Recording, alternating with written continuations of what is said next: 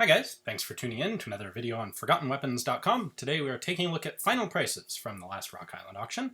We'll start with all four of the various volcanic pistols. I wanted to look at some of the very early ones. So these two iron or steel frame ones are actually Smith & Wessons, and you can see that the pocket model there went for $34,500, which is really quite a lot of money. Now what's interesting is the pocket version with the brass frame only went for $8,600. And this brings up the question of what's the difference between, well, an $8,000 gun and a $35,000 gun? And the answer is often really technical little details, just how scarce are the different variations and how desirable. So that's one of those things where when people ask, what is a particular gun worth? The answer is often, well, it really depends. Next up, we have kind of a weird one, this 1936 Stendebach, which I'm pretty sure has a number of aluminum replacement parts.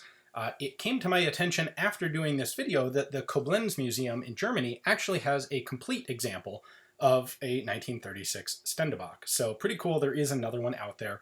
The other one doesn't have the aluminum bits, but the other one's not for sale here in the US. So pricing came in at $18,000 on that one, and that really is just a place where it's a question of who's interested in a weird prototype German rifle, and are there two people who are both interested enough to drive the price up?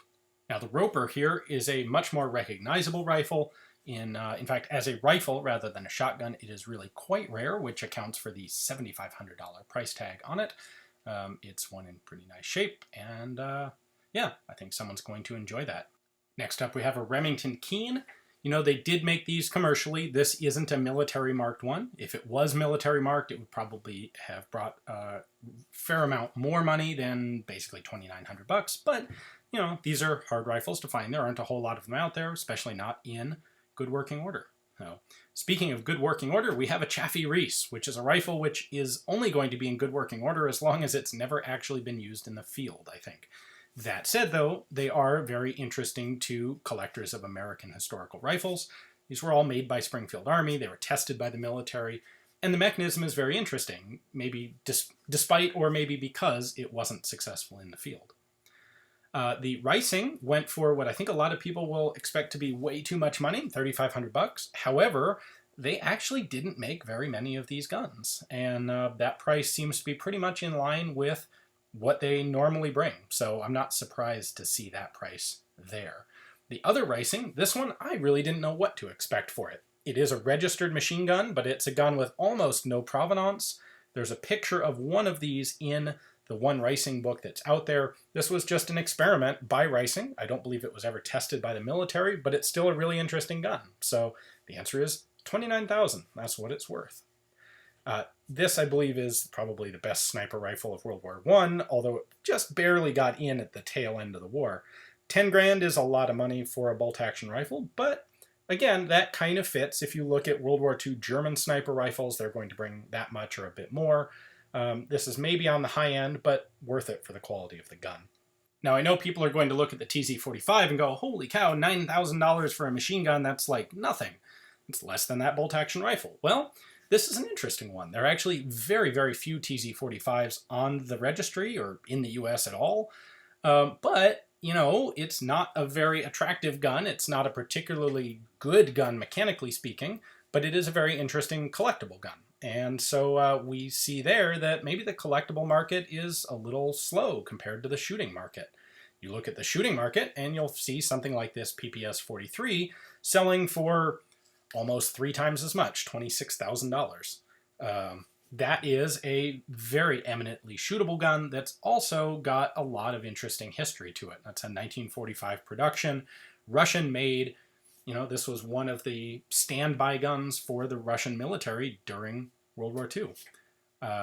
And of course its predecessor, a substantially rarer gun, the PPD-40, brings almost $29,000. A lot of people with that PPS, and maybe even this gun, are going to ask, how on earth is, this cheap, quickly made gun worth that much money? Well, the answer is the gun's not. What you're really paying for is the registration paperwork. Now, getting to the German submachine guns, we start at the beginning with an MP18 I or 1. These things are very scarce in their original snail drum configuration. 20 grand, I think someone got a really good deal. That was a really nice submachine gun right there. What was a little surprising to me was that the MP28 brought almost the exact same, in fact, brought literally the exact same winning bid. I think the MP18 is a much more interesting gun from a collector's perspective and a historical perspective. Now, the MP28 is a better gun for shooting because it really has a much better magazine, so maybe that's where we see the difference made up. The Lanchester is basically the same thing as the MP28. Again, this one I think went low. 16 grand is a lot of money, but there are not a whole lot of, especially Mark I Lanchesters out there. So this was not aided by the fact it had a Sten bolt. Maybe that's probably the reason that it came a little low. Speaking of not low though, just under $50,000 for an MP41. I knew these were rare guns. I didn't, I guess, realize they were quite that rare. 50 grand is a lot of money.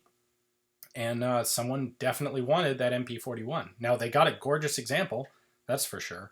But, you know, if you want a German submachine gun that isn't all that common, MP35s are also an excellent choice. And these prices, again, I think show that maybe the collector market isn't really where people are hunting for stuff right now. 10 or 12 grand for an MP35? You know, these are hindered a bit in shootability by having very rare magazines. Maybe, again, that's what accounts for some of the lower prices than I would have expected. This was another question mark for me on value, the MG17. Aircraft guns are often a lot less desirable because they're harder to actually take out and shoot, and honestly, they usually just don't look like much because they don't have the grips and the triggers and the stuff that we're used to seeing on machine guns. They're just, in this case, you know, it's a big metal stick that goes in an airplane wing or an airplane cowl. So interesting to see what that did bring. Now, not everything that I take a look at here has to be super expensive, and here's a great example of one that wasn't, at least not compared to the submachine guns, just under 2 grand for a LAR Grizzly Mark I, and that's pretty much in range with commercial prices, especially considering that this came with a couple caliber conversion kits, which are really cool accessories for this. The converted Jennings here didn't sell, which probably means that there was a minimum reserve price, which was not met. And I'll be honest, while this is a historically interesting gun, it was not in particularly good shape. So I suspect the seller, the consignor, had too much on the reserve, and that's why it didn't sell. Same thing for the Gebruder Rempt, the 4-barrel flare gun. These things are legitimately extremely rare. I don't know what the bidding was supposed to open at. I don't know what the reserve was. That's not something that's made public, but clearly the consignor thought it was worth more than the buying audience did. One last machine gun here, the Erma, a Spanish copy of the Erma. And this is another one where we see a really interesting collectible submachine gun. In this case, one in 9mm Largo, which isn't actually that difficult of a caliber to get, sells for under 10 grand. So there are a lot of people who got some interesting guns at nice reduced prices here. The Danish M49 or SIG P210, it is a SIG P210, simply adopted by the Danes under the M49 designation. You know, original SIG P210s always bring a lot of money, and $3,800, $3,700 here doesn't really surprise me all that much. Now, before you complain that everything is too expensive again, Pro Ordnance Carbon 15 went for $690, so that was a hammer price of just $600 plus Rock Island's 15% fee. You know, this is an interesting gun that often suffered from reliability problems. I think it's neat historically and mechanically, but it's probably not a good everyday shooter, and that's reflected in the price. The Arsenal double-barreled 1911, I would have been extremely surprised to see this go any higher than it actually did here, and even this price is a little bit high because this is really about the price where you can just go out and buy a brand new one. They are available retail some places, so someone really wanted to get this particular one. Now, here is one last machine gun that went substantially lower in this case than I thought it would. I ended up, I had a lot of comments in the video about this gun of people suggesting that I was going to bid on it, and I was sorely tempted. I was very interested in this one. I think it's probably worth, I was expecting it to go for about double what it actually did there. However, I don't have the budget to buy a lot of machine guns. In fact, I had the budget to bid on one machine gun here, and rather than do it on the Chatellerault, there was one that I didn't do a video on because I was really hoping to win it myself, and that's this one. This is a 1918 Chauchat. That's the French automatic rifle in 30-06 caliber as manufactured for American troops at the end of World War I. Yep, this is the one that really gave the gun its really miserable reputation because due to poorly or improperly made barrels, these had extreme difficulty in extraction when they got even a little bit warm. So I did bid on this one, and I did in fact win it. And I'm really looking forward to when I eventually do get it in hand.